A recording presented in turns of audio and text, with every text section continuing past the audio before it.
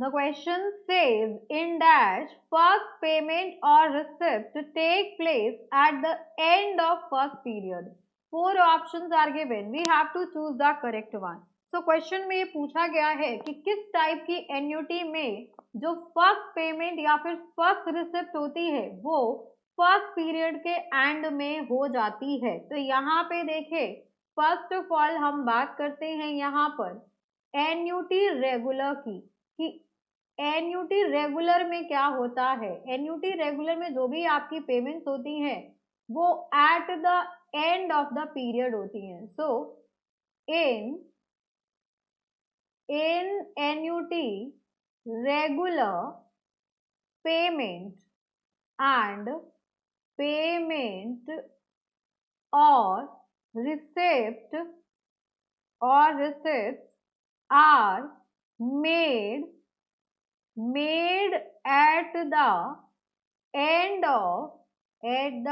end of first year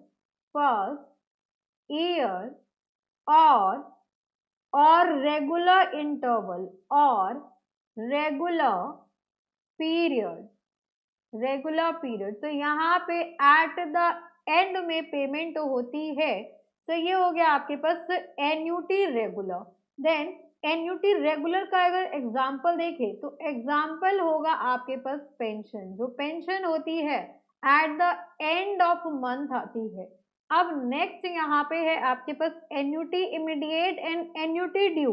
so annuity immediate में क्या होता है, एन्युटी ड्यू में क्या होता है, द पेमेंट्स और receipts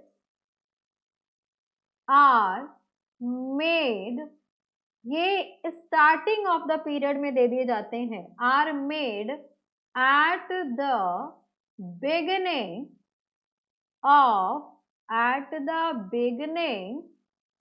of each period, beginning of each period और year, जो भी स्पेसिफिक होगा। अगर कॉन्ट्रैक्ट में होगा ईच पीरियड तो ईच पीरियड के एकदम बिगिनिंग में ही दे दिया जाएगा या फिर ईयर के स्टार्टिंग में ही दे दिया जाएगा। Is known as immediate, is known as annuity immediate या फिर एन्युटी ड्यू। ये हो जाएगा आपके पास is known as annuity due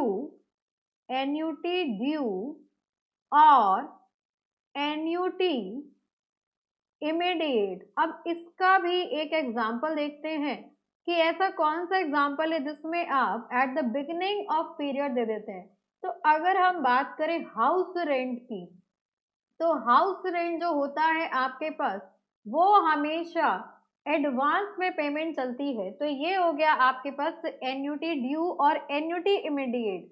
अब यहाँ पे पूछा गया था कि एंड ऑफ फर्स्ट पीरियड, तो एंड ऑफ फर्स्ट पीरियड में कौन सा दिया जाता है, तो उसे कहते हैं हम एन्युटी रेगुलर। एन्युटी रेगुलर में जो आपकी इंस्टॉलमेंट या फिर जो आपका अमाउंट होता है, पेमेंट होती है, वो आप कब पे करते हैं, are made at the end of first year or regular period. So for this question, option number 2 is the required answer.